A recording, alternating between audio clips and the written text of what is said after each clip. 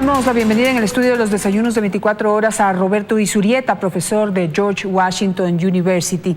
Roberto, buenos días. Muy buenos días, muchísimas gracias por la invitación. Un gusto tenerte aquí, de verdad. Gracias, en tu programa sobre todo. Bueno, quisiera conversar contigo sobre la situación venezolana. Durante las últimas 2 semanas hemos visto convulsión en ese país. Hay un presidente interino que se ha declarado y lo ha reconocido gran parte de la comunidad internacional. Otra tiene todavía ciertas dudas. Estados Unidos se ha puesto a la cabeza de esta, digamos, decisión o acuerdo internacional para presionar la salida de Maduro del poder, y hay sanciones económicas fuertes a PDVSA, con lo que se corta la llave del dinero a este país venezolano. ¿Cómo ves la situación en general? Quisiera conocer primero una visión tuya.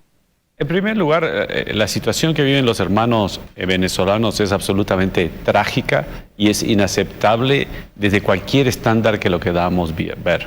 Nosotros en el Ecuador estamos viviendo los efectos de una migración con características prácticamente de éxodo, con todas las presiones internas que significan para los países vecinos, Ecuador, Colombia, tener una cantidad de inmigrantes que vienen súbitamente más allá de lo que nuestra economía, nuestra generosidad y solidaridad pueden básicamente manejar de manera ordenada.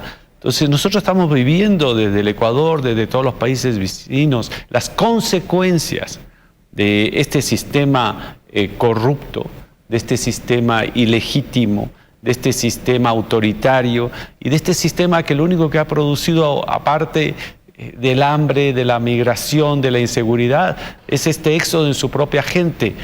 Y no debe ser de las cosas más horribles de la vida, el tener que dejar todo atrás, tener que dejar a tu madre enferma, a tu padre, a tu hermano pequeño, claro, y salir a buscar un destino. Entonces, ellos son también las víctimas de lo que estamos viendo, y en tal sentido, nosotros los países latinoamericanos tenemos una enorme obligación de solucionar, de ayudar a solucionar al pueblo venezolano semejante tragedia. Y precisamente gran parte de los países de la región han optado por desconocer la última presidencia de Maduro y reconocer al nuevo presidente interino de ese país, apoyando la posibilidad que convoque elecciones lo antes posible. Sin embargo, eso no daba una claridad y generó una convulsión social muy peligrosa, con ya un alto número de muertos en ese país. Ahora viene Estados Unidos y corta la llave del dinero e impone sanciones a PDVSA, le incauta bienes por $7.000 millones, lo cual podría ocasionar una pérdida de $11.000 millones a partir de este año para ese país. El cortarle la llave del dinero, ¿logrará sacar a Maduro del poder? Yo pienso que es un acto absolutamente importante en este proceso que ha sido iniciado y donde los actores principales son los países vecinos. Esto es Colombia, Brasil, ahora Ecuador, Perú, Chile. Este es un proceso sobre todo latinoamericano, sin lugar a dudas con participación de los Estados Unidos o apoyo de los Estados Unidos. Entonces, el inicio del proceso, la mayor fuerza en realidad está en los países vecinos, pero sin lugar a dudas la economía norteamericana es fundamental en esto. ¿Por qué? Y la ironía de la vida es la siguiente: cuando ellos hablaban del ALBA, etcétera, etcétera, y del mercado latinoamericano, la realidad es que Venezuela tenía una absoluta dependencia económica con un solo país, con los Estados Unidos, a los cuales le decían a los países vecinos no tengan acuerdo de libre comercio, cuando básicamente eran los únicos que tenían un acuerdo de libre comercio.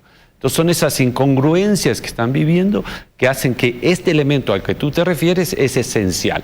Porque como dicen muy bien en los barrios de Quito, una cosa es con plata y otra cosa es sin plata.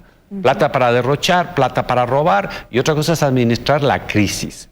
Entonces creo que es una medida necesaria porque es un sistema ilegítimo, enormemente corrupto. Entonces, ¿dar la plata para qué?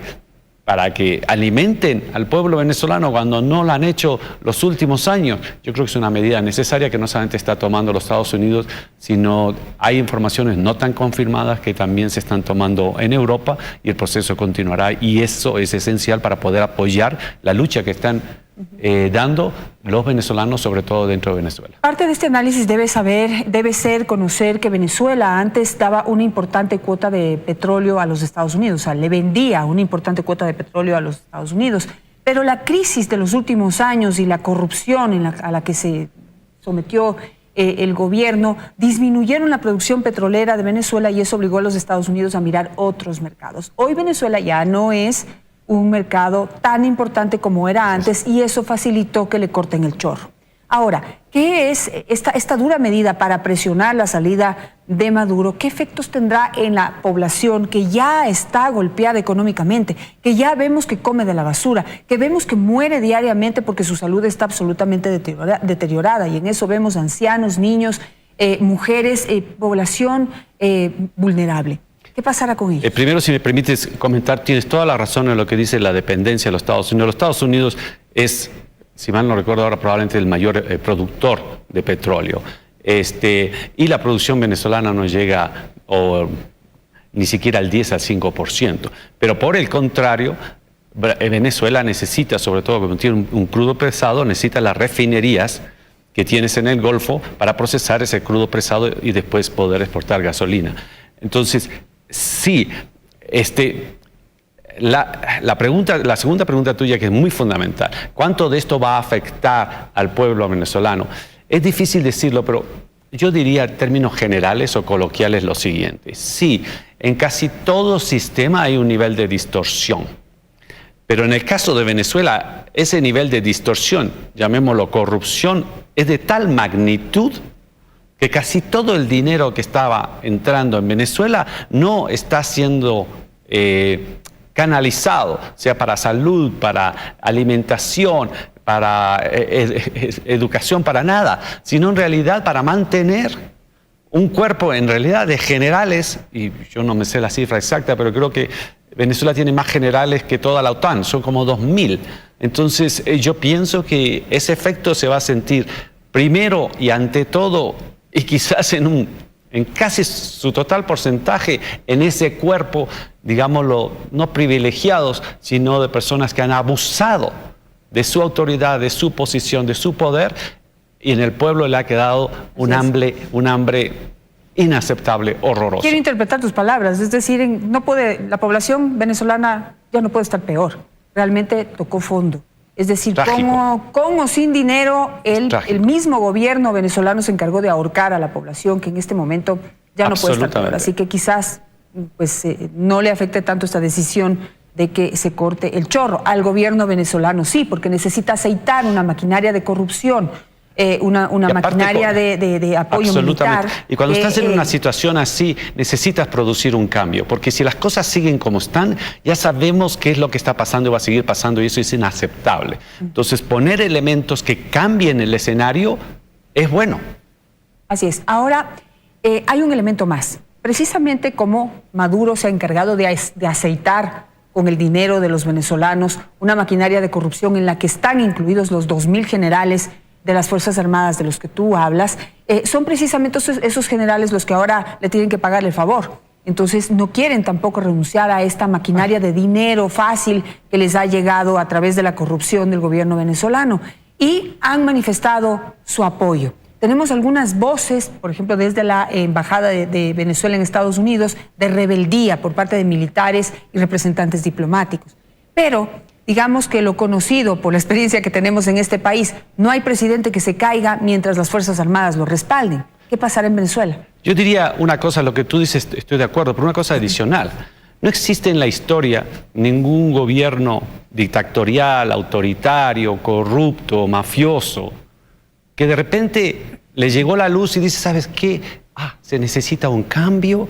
Estoy escuchando la voz y el sufrimiento del pueblo, y por la historia presento mi renuncia y se inicia este proceso de transición. Eso no existe ni siquiera en las novelas. Entonces, cuando llegan a ese punto es por presión. Y esa presión la está poniendo el pueblo venezolano. tiene que seguir poniéndole al pueblo venezolano y nosotros tenemos que acompañar esa presión con una serie de acciones que les facilite el trabajo para conseguir el objetivo, que es que se vuelva a la democracia, que renuncie, que se vayan los del gobierno, que se ponga un gobierno de transición, que se convoquen a elecciones lo más rápido posible. Eso sí, elecciones no como las payasadas que hemos tenido, sino elecciones que realmente sean auditables, transparentes, con la participación de todos los actores y sin lugar a dudas, en este punto que nosotros estamos viviendo, todos los países vecinos, las consecuencias de ese gobierno mafioso, que nosotros, los países vecinos, podamos decir sí, aquí se ha dado un proceso creíble, confiable. Claro, pero justamente estamos previo a que se pueda dar ese paso, perdón, pero el apoyo de los militares en este momento a Maduro es crucial, o sea, pone a la población y a la comunidad internacional también en una alerta, porque pues estamos hablando de las Fuerzas Armadas. Sí, yo creo que, como digo esto sin meterme, sin decir algo que realmente no sea lo que yo quiero decir. Yo pienso que en el caso de las Fuerzas Armadas, del Ecuador y yo diría prácticamente de todos los países de América Latina, exceptuando con Venezuela,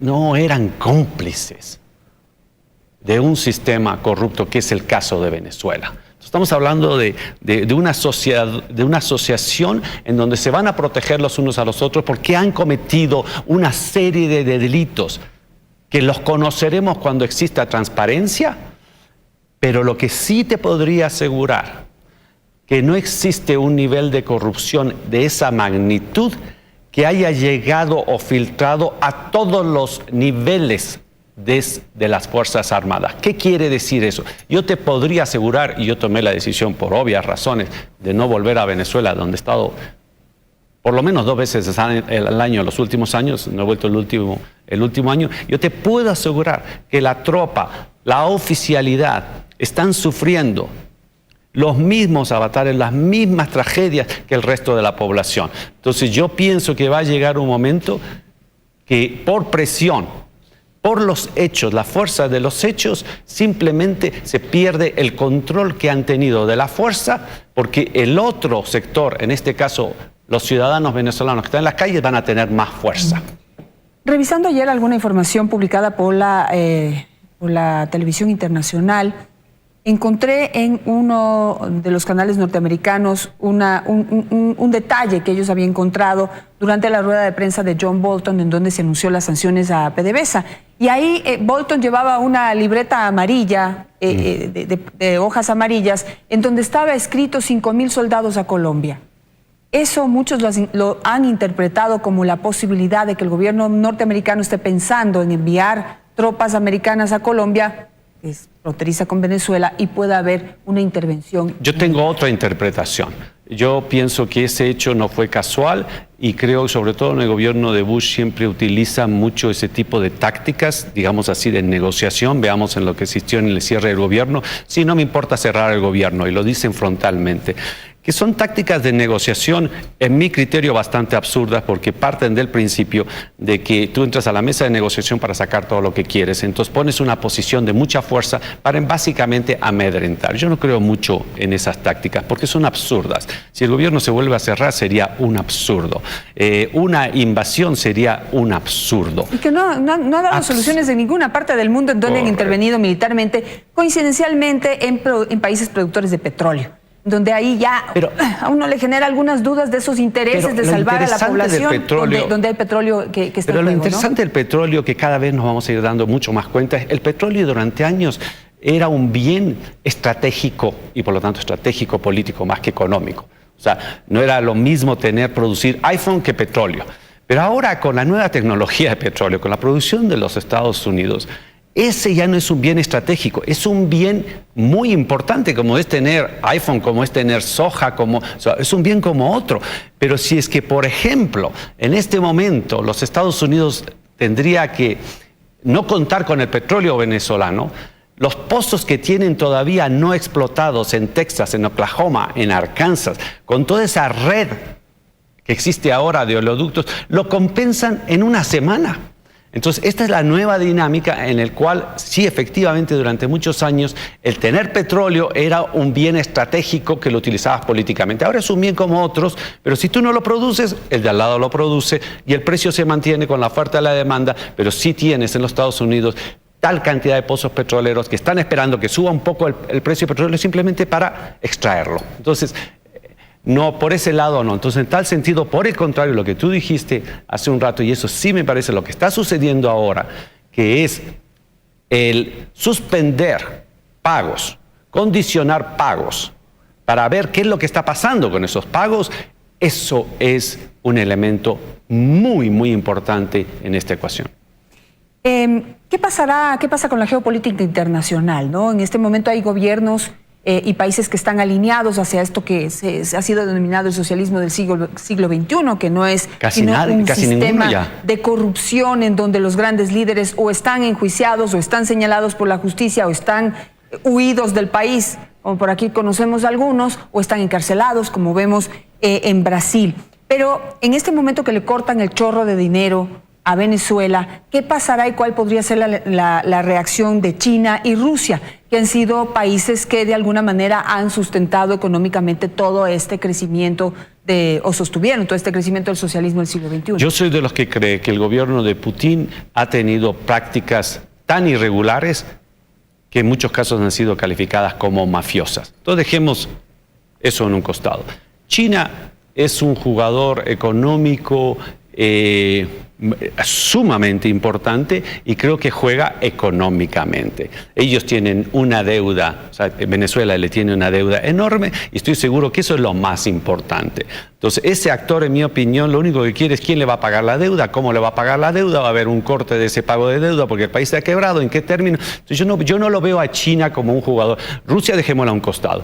Y después, como tú decías, sus aliados políticos están prácticamente inexistentes, porque el mismo México y Uruguay, que dan un paso a un costado, ¿qué es lo que dicen? Dan un paso a un costado para presionar a la negociación. Nosotros, o sea, los que creemos en la democracia ya estamos cansados de sentarnos en una mesa de negociación, cuando del otro lado hay básicamente un grupo mafioso, ¿ya?, que no tiene interés sino de comprar tiempo.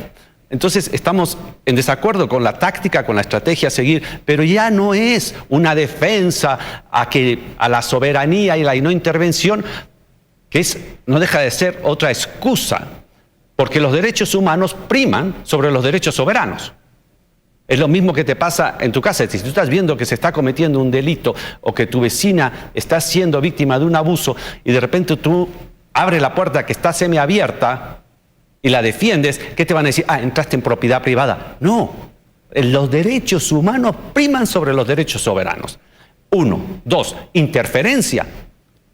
Las consecuencias que están viviendo los países de América Latina, Colombia, Ecuador, ya, por la tragedia que está viviendo venezolano, eso se podría calificar de interferencia. Nosotros lo llamamos solidaridad y vamos a ser solidarios con el pueblo venezolano porque ellos son las víctimas de semejante tragedia. Simplemente para terminar, decir que en política finalmente el dinero está sobre incluso las ideas, sobre todo de estas corrientes en donde la corrupción está detrás. Venezuela le debe a la China 21.000 millones de dólares y a Rusia 10.000 millones. Entonces, no creo que estén dispuestos en este momento a jugarse esa plata. Por más que estén de acuerdo y que tengan estas ideas revolucionarias. Ellos deben tener el plan B muy claro. Hasta donde les toca la billetera, hasta ahí les llega ese apoyo. Muchísimas gracias. Muchísimas gracias por estar en tu programa. Un gusto verte. Felicitaciones por tu lucha, tantos años de lucha por los principios y valores que hacen de la democracia muy rico. Muchas gracias. Muchas gracias y pues siempre bienvenido aquí en nuestro programa.